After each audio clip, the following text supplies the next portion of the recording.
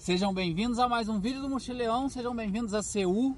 Hoje nós vamos começar os nossos passeios e vídeos aqui, explorando a história da Coreia. Vamos visitar o passado, vamos mostrar alguns cenários antigos e contar como esse país se formou, se desenvolveu, como essa identidade nacional acabou crescendo. A gente está visitando alguns palácios cujo nome eu não vou saber reproduzir e eles são de uma dinastia aí do século XV, mas vamos dar uma passada rápida antes, entender como que a gente chegou até aqui na formação de uma Coreia antes dessa Coreia moderna que a gente tem hoje. Vem passear com a gente. Nós estamos visitando esse palácio, cujo nome eu não vou me atrever a tentar falar, te desafio a tentar pronunciar esse nome aí, manda um trava-língua. E ele é uma boa representação, é o segundo palácio em hierarquia de importância aqui de Seul, mas ele é uma boa mostra, né? A área é enorme de como funcionavam esses jardins e palácios antigos da Coreia. Eles têm algumas especificidades em relação à China que eu vou comentar. A cultura coreana tem muita influência histórica da China. Durante muito tempo houve uma ambição chinesa de que a Coreia fosse parte da China. E eu quero explorar isso um pouquinho com vocês. Mas existem inúmeras particularidades que dão identidade a isso que nós estamos visitando hoje. Dá uma olhadinha ali dentro.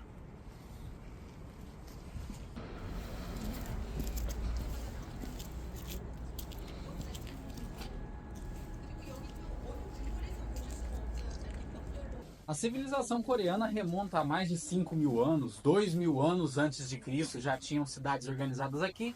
É uma sociedade milenar como a chinesa, mas é mais próximo de Cristo que foram estabelecidos alguns impérios importantes aqui. Toda a península na época não tinha essa questão de divisão, é a península coreana, não tem norte e sul, mas haviam 3 impérios importantes: Goguryeo, Baekse e Silla. E eles conviviam em relativa harmonia, eles não tinham grandes conflitos e regeram a península coreana por mais de 6 séculos, né?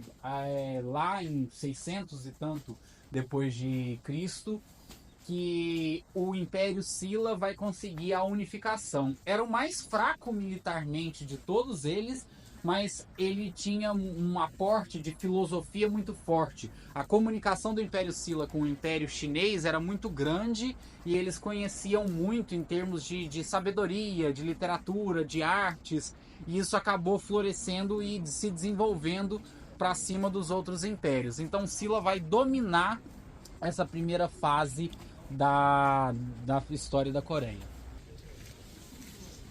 O legal é que os palácios aqui realmente valorizam, né, essa coisa de uma área ampla externa, assim, né? Os jardins são realmente muito grandes. E provavelmente se a gente visitasse isso aqui na primavera, a gente ia estar vendo um cenário completamente diferente ao desse de inverno. Vocês podem ver que eventualmente há resquícios de neve aqui e acolá. Mas continuando a história, no século X foi proclamado por uma força militar o Império Goryeo aqui na Coreia. E Goryeo, inclusive, é o nome que dá origem ao nome Coreia. Goryeo, Coreia, né? Enfim, é daí que vem a origem. A nossa associação fica livre.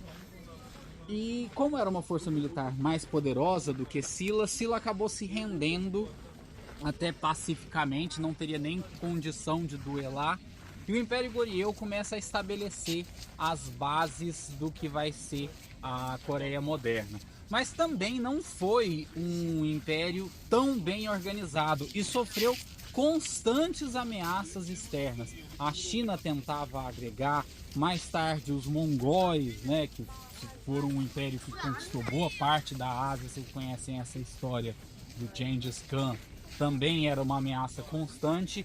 Então, algum tempo depois, a Coreia vai se reorganizar para a dinastia Joseon. Essa sim é a dinastia que vai formar a identidade nacional coreana e é ela que vai dar origem a esses palácios que nós estamos visitando. Tudo que faz parte da nossa visita hoje vem do Império Joseon, que teve o seu ápice ali entre os séculos XV e XVI. E aí a gente vai comentar um pouquinho das contribuições desses Joseon para a formação de uma Coreia atual. Tá tudo tão lindo que agora eu vou deixar vocês só darem uma admirada no visual mesmo, sem nenhum tipo de narração.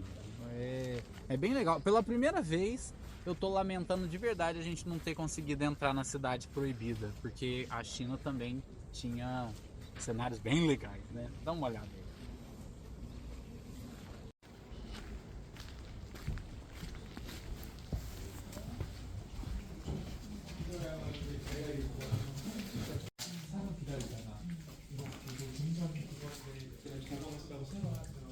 Se você então eventualmente acha que a Coreia é só modernidades, é o país mais conectado do mundo, a Coreia tem a sua história, tem seu patrimônio histórico. Para quem quer mais, né, antiguidades, arquitetura, vale a pena também uma visitinha a Seul, viu? Eu vim aqui meio desconfiado do que eu ia encontrar, mas eu tô achando lindo. Nós estamos deixando o primeiro palácio aqui para trás. A Mayara já está comprando o ingresso. Ó, de dentro de um você já acessa aqui a entrada de outro. Eu insisto na minha tese que eu não vou tentar pronunciar esses nomes. Mas agora esse que a gente vai visitar aqui é esse aí. E esse primeiro que a gente visitou é 1000. Esse que a gente vai visitar agora 3000 e tem um jardim secreto de 5000 ali para frente.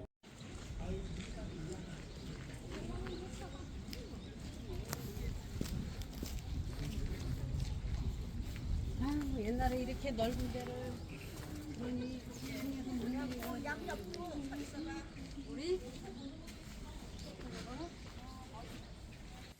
A principal contribuição dos Joseon para a formação de uma identidade coreana foi exatamente a preocupação com a necessidade de existência de uma identidade coreana.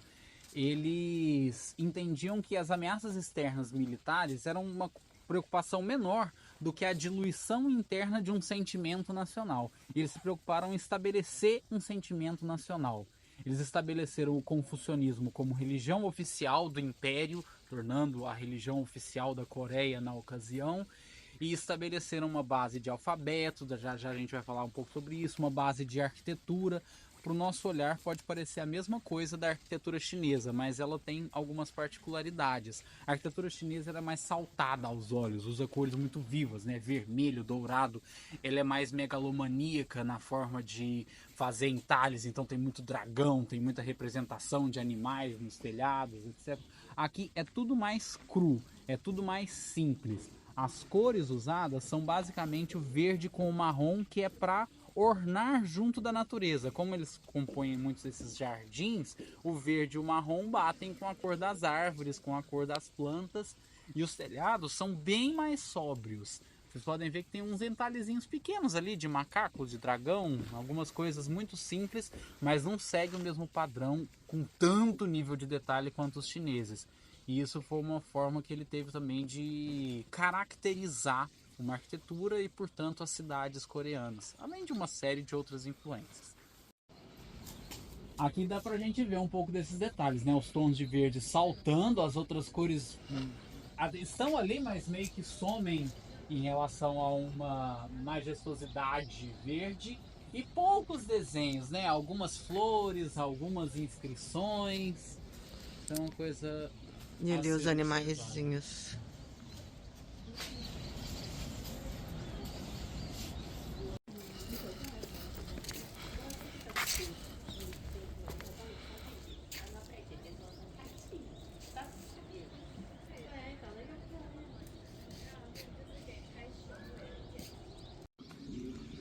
E aqui a gente tem um exemplo do alfabeto coreano, também foi desenvolvido pelos Joseon para se diferenciar do chinês. Eles usavam o chinês no passado. Se você não é um especialista como eu, que definitivamente não sou, mas quer reconhecer a escrita coreana, ela tem essas formas arredondadas. Sempre que você vê esses ideogramas cheios de bolinhas, cheios de círculos, você está diante de um alfabeto coreano. Ah não, gente, olha que lindo. Eu nem tô falando da Mayara dessa vez. Só dessa vez, das outras vezes eu falo dela mesmo. Esses corredorzinhos, esses telhadinhos aqui no portalzinho menorzinho. Ó, o aviso, ó, cuidado com a cabeça.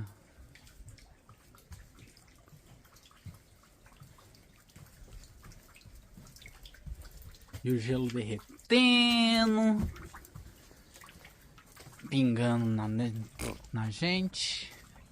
Inclusive tem fotos ali de como é aqui na primavera e parece outro lugar. É outro lugar. Essa árvore estaria cheia de flores. A gente saiu lá do outro palácio pela outra extremidade, né? A gente entrou do lado de um, atravessou pro outro pela parte interna, saímos na outra extremidade.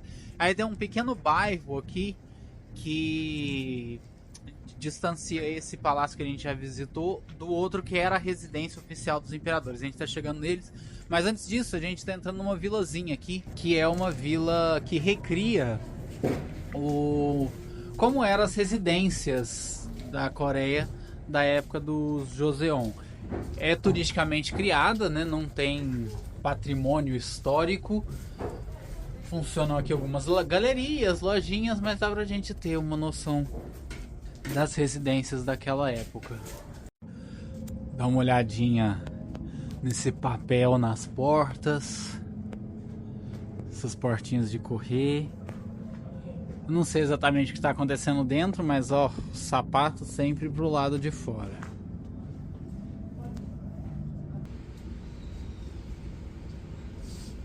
Jogo de dardos da época dos Joseon.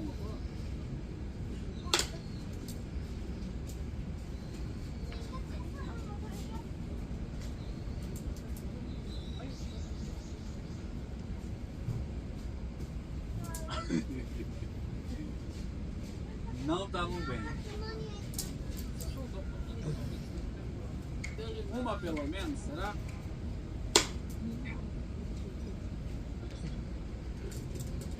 Minha vez. Isso. Esse aí não vai ter, não tinha. Nossa, mas nós é ruim. Que isso? Eu achei que eu tinha ido muito mal. Não, mas é muito ruim isso aqui. Não obedece, gente. Não, quer brincar mais não. Você melhorou minha autoestima, obrigado. Em alguns dá pra gente ver do lado de dentro, o pessoal tá fazendo oficina de arte, em quase todos eles. Aqui é o resultado das oficinas de arte. E aí, andando aqui pelo bairro, a gente tem alguns resquícios de arquitetura antiga. Eles aproveitam algumas casas, são visivelmente antigas, estão reformadas, para também, né? São lojas, hoje são pequenas galerias, restaurantes, tem algumas coisas, mas o patrimônio não é tão bem conservado. No geral, todo o espaço já vai sendo modernizado. Seul hoje é uma cidade bem moderna e isso vai ser tema dos próximos vídeos. A gente ainda vai chegar lá.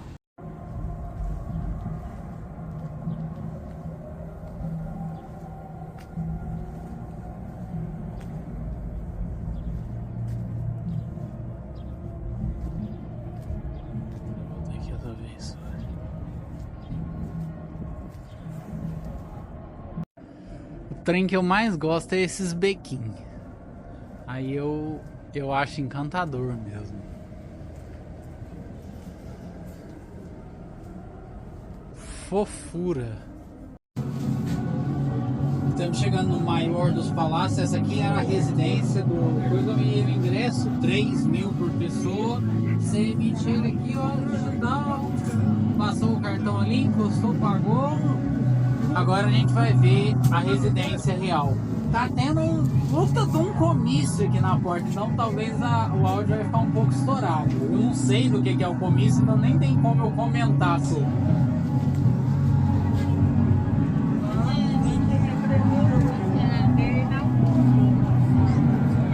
E a gente vê muitas pessoas vestidas com trajes típicos, trajes antigos. Talvez a gente consiga mostrar alguns. Agora a gente entendeu, se você vier nos trajes típicos, você não paga ingresso, mas o ingresso é baratinho, né? 3.000. Tá? Eu acho que as pessoas vêm porque elas querem tirar fotos de princesa mesmo.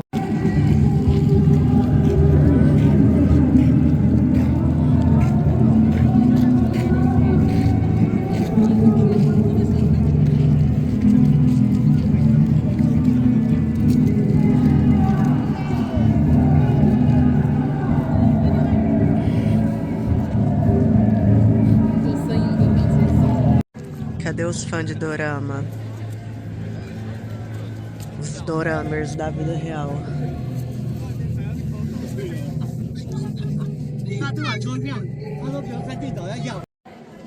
Esse era o Palácio do Rei, ali é o antigo trono do rei. Inclusive eu ouvi o guia, uma coisa pode ser meio óbvia, mas eu ouvi o guia tava passando aqui atrás falando isso em inglês. Ali está o trono do rei.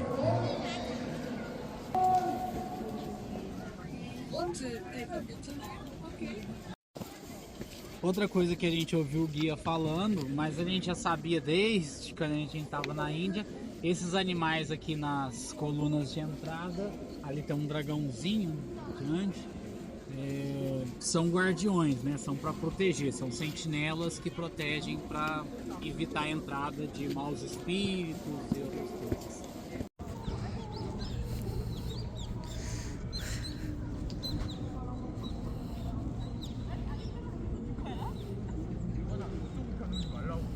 Tirando o fato de que eu tô com frio com essa roupa, e eu gostaria de ter vindo com aquela ali, porque parece que é a situação, né?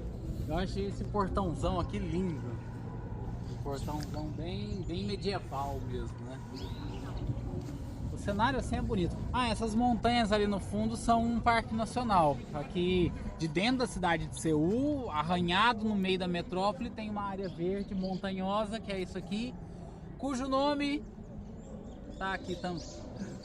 E o padrão aqui segue o mesmo, grandes áreas externas, mas essa parte aqui muda um pouco a tonalidade das cores que eles usam, né? Tem um tom mais amarronzado, meio terracota. Aqui dentro deve ter uma antiga vila, esses becos que eu adoro, mas olha só as cores aqui, elas mudaram um pouquinho. As paredes aqui não são só tijolinhos um do ladinho do outro. Eles formam alguns desenhos. Então, de todos os que a gente foi, agora que deu uma diferenciadazinha. Ó, o pessoal vestido. Algumas artes diferentes. E ali em cima, ó, várias colunas. São apenas colunas mesmo, uma ao lado da outra. Também todas com representações, gravuras e desenhos, mas todas seguem um estilo muito sóbrio de arte, né? Não são cores muito saltadas, não. E o guia Mirim ali, ó, a criancinha. Mas ela tá tentando me mostrar como se trata uma namorada, tá? Mas eu tô espantada com a criança ali, guia do grupo. Que bom, hein? Tem uma grade aqui impedindo a gente de entrar nessa área. Não entendi por que eu tô achando uma das partes mais bonitas, ó. Esse palácio aqui sustentado por essas colunas. E aqui, ó, tem um extenso lago. Eu não sei se vocês conseguem ter a dimensão do quanto ele tá congelado. Dá pra galera patinar aí em cima se quiser.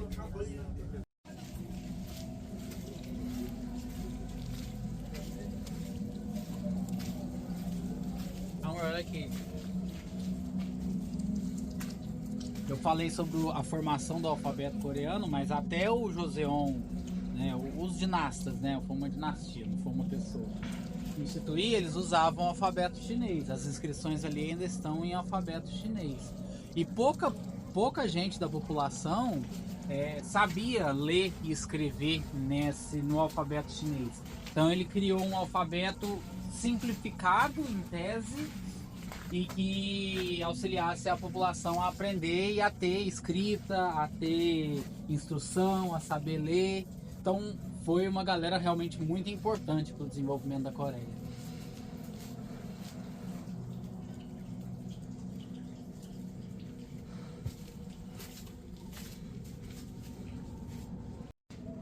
O chão tá só a lama da neve que derreteu. Tá bem difícil de andar, ele tá andando aqui pelos cantinhos pra não afundar o pé. Essa porta aqui não tem como passar. Olha aqui. Olha que tanto de gente vestidinha.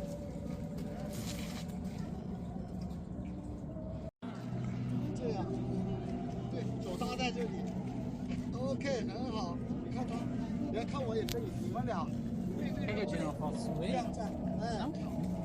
Já é muito. Eu falei da beleza do lago congelado ali que a gente não conseguiu acessar. Aqui tem um lago congelado.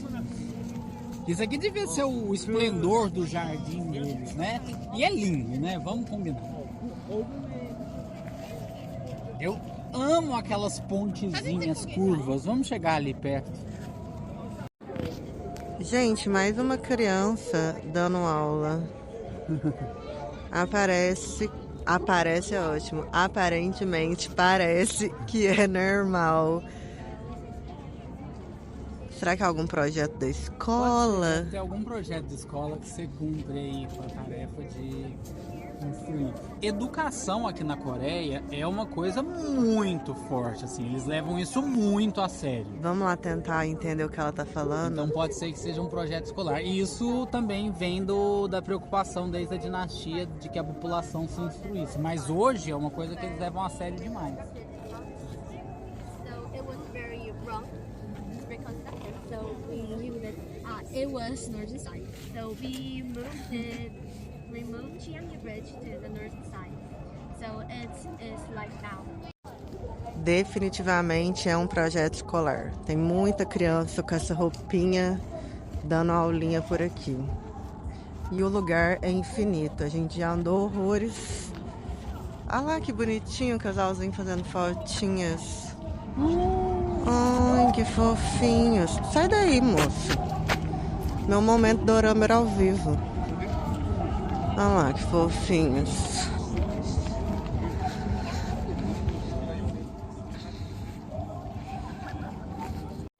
Só para vocês terem uma noção como que fica o jardim quando não... Ops, quando não... Aí, foquei. Quando não está no inverno. Muito lindo também, né? Difícil escolher. Cada um tem seu charme. Verdade. Mas na primavera provavelmente não tá tão alagado o chão assim. É. Agora a gente tá saindo ali da área do castelo e entrando aqui num... Diz o Lucas que é um museu, mas olha como ele é lindo. National Folk Museu, mas eu imagino que não toque Bob Dylan lá dentro. Aqui tem os animais do zodíaco chinês. E ali, ó, tem as datas de quem nasceu em qual ano, mas tá um pouquinho apagado. Mas o Lucas é cavalo e eu sou cabra, eu acho. Eu sou cavalo. Então fica aqui do lado do seu amiguinho.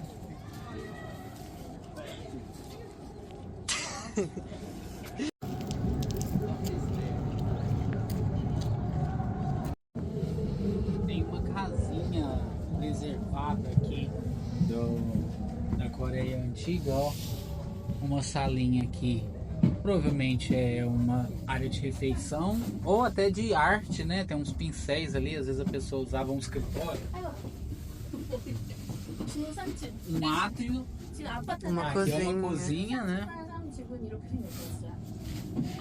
Um átrio, eles sempre prezam por esses espaços abertos. Isso é comum, Coreia, China, Japão.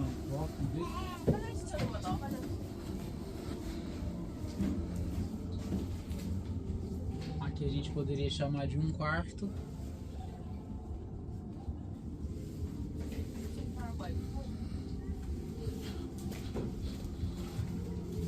E aqui é onde se... Ali é a cozinha, mas aqui é onde se cozinha, né? Muito lindinho.